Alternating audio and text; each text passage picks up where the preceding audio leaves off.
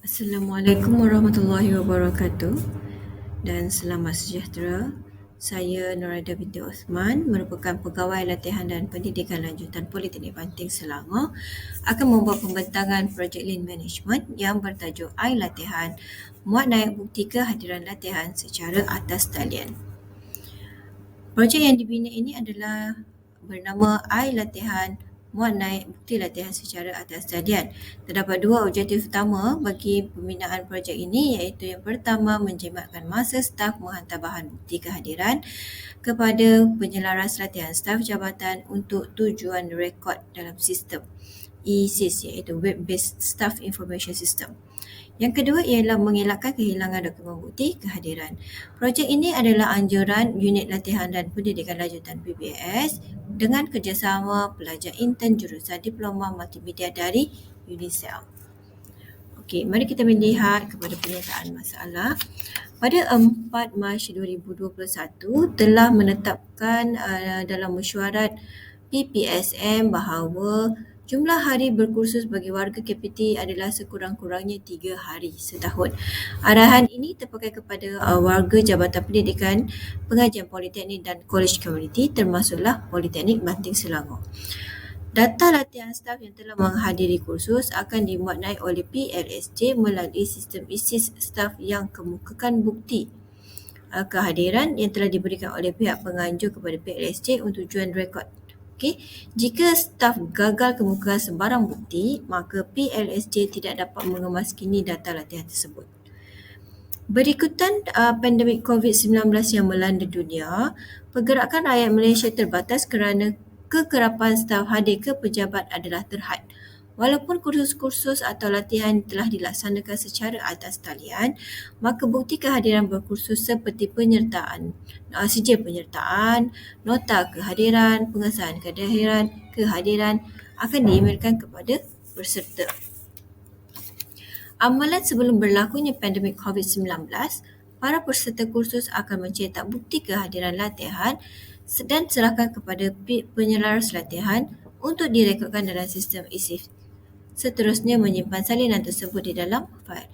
Setelah berlakunya pandemik COVID-19, ramai staf PBS diarah untuk bekerja di rumah dan hal ini menyebabkan para peserta kursus mengalami kesukaran untuk menghantar salinan bukti kehadiran latihan tersebut kepada penyelaras latihan di jabatan kerana ia tidak hadir ke pejabat. Beberapa medium aplikasi telah digunakan untuk staf menghantar sijil tersebut seperti email dan aplikasi WhatsApp. Akan tetapi, bilangan staf yang ramai dalam satu jabatan dan kekerapan menghantar salinan bukti kehadiran kepada penyelaras jabatan menyebabkan penyelaras jabatan terlepas pandang dan sukar untuk melihat semula latihan-latihan dan juga bukti-bukti kehadiran tersebut. Ini kerana penyelaras latihan tersebut terpaksa menyemak satu persatu email yang diterima, kemudian memuat turun dan menyimpan dalam fail komputer. Hal ini akan menjadi lebih sukar jika failnya disimpan rosak akibat virus yang dimuat turun semasa dibuka daripada email. Begitu juga dengan aplikasi WhatsApp, di mana salinan bukti yang dihantar melalui aplikasi WhatsApp tidak boleh dibuka setelah 2 minggu. Okey, maka penyelesaiannya adalah alat lin yang digunakan bagi penyelesaian masalah ini adalah kitaran PDCA. Okey, Plan, Do, Check, Act. Kitaran PDCA ini digunakan untuk menyelesaikan masalah kualiti penggunaan kaedah lama, penghantaran bukti kehadiran melalui idea dan penyelesaian baru. Ia juga adalah berterusan dan saling berkaitan. Kitaran PDCA ini menekankan perancangan yang rapi supaya kesannya lebih efektif. 4 fasa utama yang merangkumi dalam kitaran PDCA ini iaitu yang pertama plan, yang kedua do, yang ketiga check dan yang ketiga act. Mari kita lihat satu persatu. Plan, mewujudkan dan merancang.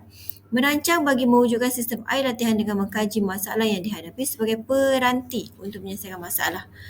Objektif, proses dan prosedur bagi setiap bagi sistem iLatihan ini telah disetkan bagi memudahkan proses pembinaan sistem tersebut. Setelah plan, kita do, kita melaksanakan iaitu dengan membina sistem iLatihan ini menggunakan gabungan antara Google Slide sebagai muka hadapan dan juga Google Form sebagai pengisian data. Okey. Kemudian fasa seterusnya adalah cek, iaitu memantau dan menilai. Sistem air latihan yang telah dibina mula diguna pakai sebagai proses pilot test. Dipakai oleh warga PBS, di mana proses ini adalah untuk mengkaji sistem ataupun menguji lari sistem yang telah dibangunkan.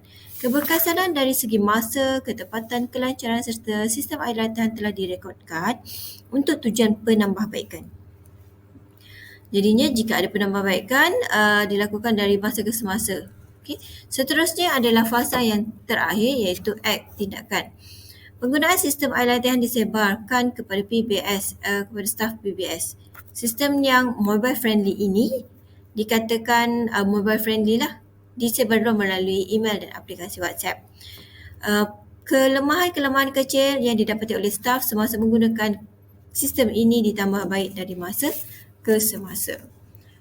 Jika kita lihat carta alih sebelum sistem ini dibangunkan, carta alirnya lebih panjang, iaitu staf perlu mengikuti latihan secara atas talian. Kemudian setelah tamat latihan, staf akan menerima bukti kehadiran latihan daripada penganjur.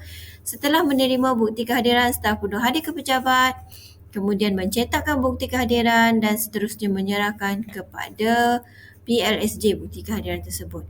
Setelah dibangunkan sistem air latihan dan digunakan oleh staf, proses carta alihnya semakin ringkas, iaitu staf perlu mengikuti latihan secara atas talian, kemudian menerima bukti kehadiran daripada penganjur. Setelah itu, staf perlu memuat naik bukti kehadiran melalui sistem air latihan. Cukup setakat itu sahaja. Lebih mudah dan lebih ringkas. Pelaksanaan program boleh kita lihat di sini. Cartakan ini bermula dengan mengenal pasti masalah dalam merekodkan latihan, kemudian merancang proses pembinaan sistem latihan, mendapatkan latihan yang bersesuaian, membentuk sistem air latihan, membangunkan sistem air latihan, kemudian pelaksanaan pilot test. Dan setelah dilaksanakan pilot test, penambahbaikan dari masa ke semasa bagi sistem air latihan dilakukan. Kemudian mengadakan soal selidik keberkesanan sistem air latihan bagi melihat keberkesanannya. Data daripada soal selidik tersebut dianalisis dan menghasilkan laporan analisis. Kemudian pemantauan penggunaan air latihan dalam kalangan staf. Adakah staf masih menggunakan atau tidak menggunakan. Kemudian membuat pembetulan dan tindakan penambahbaikan. Seterusnya pembentangan. Ini adalah projek bagi projek lead management. Seterusnya adalah impact program. Sini kita nampak dua impact program yang utama, iaitu penjimatan masa dan juga keselamatan dokumen. Soal selidik yang telah diedarkan bagi melihat keberkesanan sistem air latihan yang telah dilaksanakan terhadap pengguna sistem latihan warga PBS dikaji, dianalisis dan mendapati 80% warga PBS menyatakan mereka setuju. Setuju apa? Setuju bahawa sistem ini menjimatkan masa mereka untuk menghantar bukti dokumen latihan kepada penyelaras latihan jabatan. Walau bagaimanapun, 20% daripada mereka juga setuju. Cuma tidak sangat setujulah. Tadi 80% PBS sangat setuju dan 20% lagi setuju. Maka boleh dikatakan hampir 100% staf PBS mengatakan penggunaan sistem air latihan ini menjimatkan masa. Seterusnya keselamatan dokumen. 80% warga PBS sangat setuju. Sangat setuju. 80% warga PBS sangat setuju menyatakan bahawa dokumen bukti kehadiran latihan yang dimaknai dalam sistem air latihan adalah selamat dan mudah dirujuk semula. Jadi staf-staf ni boleh melihat semula apakah bukti-bukti latihan ataupun latihan-latihan yang telah dihadiri dan dikemukakan kepada latihan dan boleh dilihat semula berbanding menggunakan email ataupun WhatsApp. Seterusnya itu sahaja. Terima kasih.